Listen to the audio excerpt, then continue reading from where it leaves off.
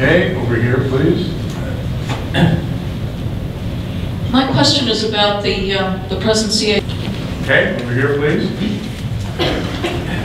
Representative Itse, I'd like to ask, the original 13th Amendment to the Bill of Rights prohibited anyone from holding a title of nobility and holding office. That amendment was somehow deleted and has never been enforced, but it would be my guess that a great number of judges in this state would be holders of some sort of title of nobility, such as lawyer, attorney, whatever. Is there any possibility, is there anything being done towards bringing this amendment back to life? Well, that's a very good question. First of all, I'm not sure whether the original 13th Amendment would have pertained particularly to the federal government or the state governments as well. The title at issue would be Esquire. And as to the 13th Amendment itself, there is some evidence that it did pass. There's some period statute books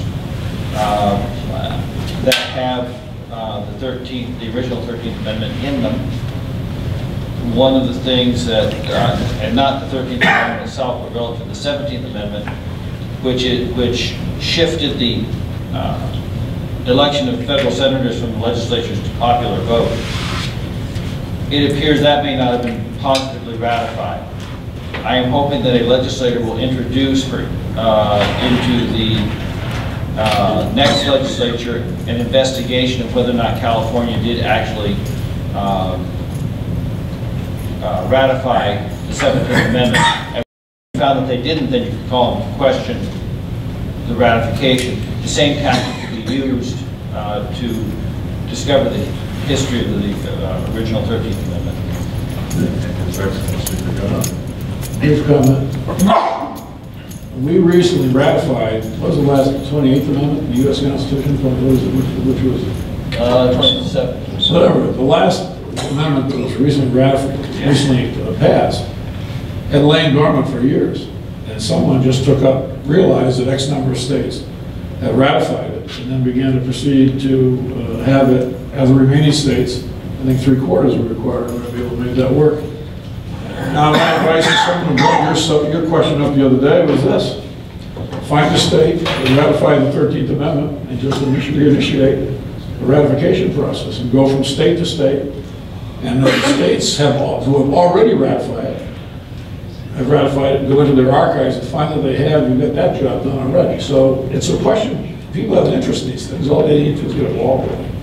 We are one of those, we are one of the original ratifiers, and that 27th Amendment was one of the original articles in the Bill of Rights that had lain dormant since 1792.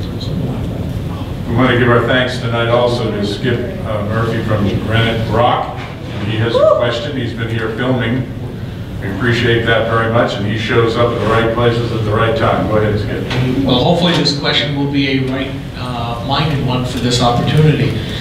And Representative Itse, you mentioned that the New Hampshire Constitution holds a voter guide.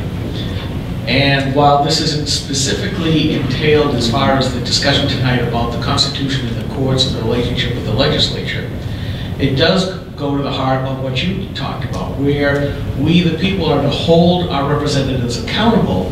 But what do you make of an action like this? There is an amendment by New Hampshire State Senator Sharon Carson, and it is labeled, new section, reports of spending on information critical of general court members. Amend RSA 664 by inserting after section 6 the following. Reports of spending on information critical of general court members. Any political committee whose spending on distribution of information critical of a member of the general court who has not filed for office in aggregate exceeds $500 shall file an itemized statement with the Secretary of State no later than 24 hours after such spending, and thereafter each time a further $500 is spent. I consider this an egregious act by a sitting member of our general court that basically is trying to redefine the relationship between our elected representatives, i.e. our state senators and representatives, and we, the electorate, where frankly we become serfs. Congress said, make no law restricting free speech. Okay, bring it to a question, please. So my question is this something that, if it is passed, we would bring through the redress of grievances committee, or would this go to the court system? And given the discussion tonight, is the court the correct way to go, or is this something to be feared? Okay, who'd like to take that? And you have 2 minutes to answer. Mr. Arkin, do you want, or do you want me to say something? Well, let me just, I'll introduce it, because in my opinion, that when the complaint is a citizen against the government, the proper venue is the legislature. I think the idea, and this is particularly true when the issue is an egregious law passed by the legislature. Who else would you go to but the Redress of Grievances Committee? I agree with that. You're just stating the obvious, but in a case where multiple people are seeing the same thing, it doesn't make any difference whether it's a loss of a right or it's actually a loss of the ability to see their child for multiple years without due process. We're there, and the question is, what will we do about it? What we have to offer is a long hearing. What we typically have, I mean, if you lived in the Senate recently, where they're doing these bills, you're lucky to get 2 minutes to talk or 3 minutes to talk. Okay, we've got 2 members of the public, it's pretty very few minutes left. This lady over here, thank you. Thank you. I have 2 quick questions and then... One question. One? I have to choose one. Okay, when we bring our petitions to the Redress Committee, would you like us to put right in there who to impeach, who to sue? Of course. Okay. I mean, to make it as a commandment from the people to tell you what to do. Over there, man, the white shirt, Jay, over there. Yes. That's all right, I'm loud enough. I just want to say... Well, quick answer to this lady's question. We didn't get that.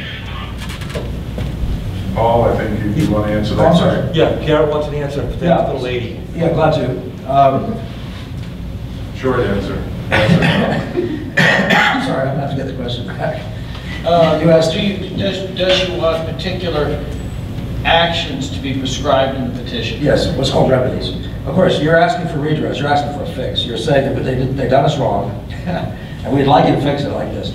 What actually happened in the case I described, the Attorney General's office, this guy had lost $250,000 defending himself. The Attorney General came in and said, that's just silly for him to ask that. I mean, those are lawyer fees, he could have gone pro se. You know what I mean? Okay. So you understand, it's important for you guys to say what you think the remedy is, because you're the one who tells how you've been hurt. Okay, Jeff.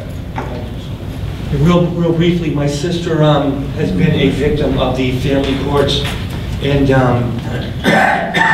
I just want to say, if anybody in here could give a call where it was necessary to keep the Redress of Grievance Committee alive, it would be great.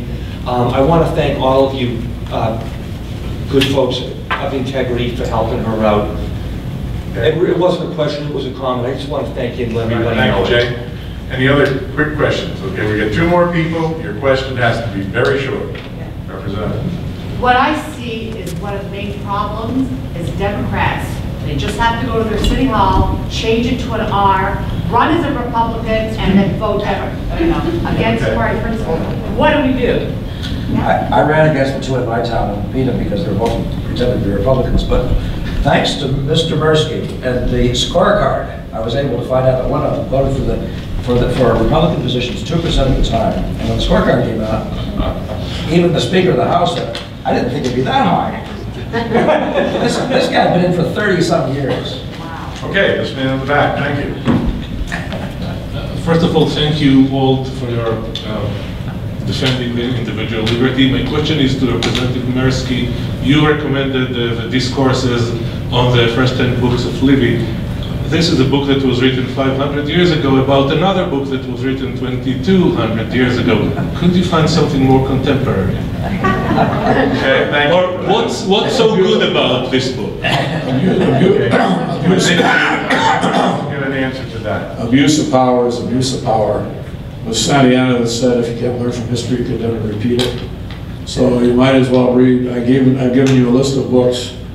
I think you see this dimension over and over and over again, and it's just a matter of understanding what the nature of power is and how to address it. Alinsky is finally some boots on the ground. Like a round of applause for our representative. Stand, please. And I do want to remind you that these men have been very courageous to come and speak as they have on camera. In a time of deceit, telling the truth is really a revolutionary act for sure. And I can tell you that they come in the spirit of our founding fathers, very much so, because this republic was not established by cowards, and cowards will not preserve it. This will remain the land of the free, only as long as it's the home of the brave. We count on you for that. And this will be the best security for maintaining our liberties. A nation of well-informed men who have been taught to know and prize the rights which God has given them cannot be enslaved. It is in the religion of ignorance that tyranny begins. And I would like to have us sing Acapulco. My country, 'tis of thee, sweet land of liberty, of thee I sing. Land where my fathers died, land where my pilgrims cried, from every mountain side, let freedom ring. And here's the benediction tonight. Our fathers, God, to thee, author of liberty, to thee we sing. Long may our land be bright, with freedom's holy light. Protect us by thy might, great God, our King. Great God, our King. Great God, our King. Amen. And God bless you. Thank you for coming. Remember the offering in the back.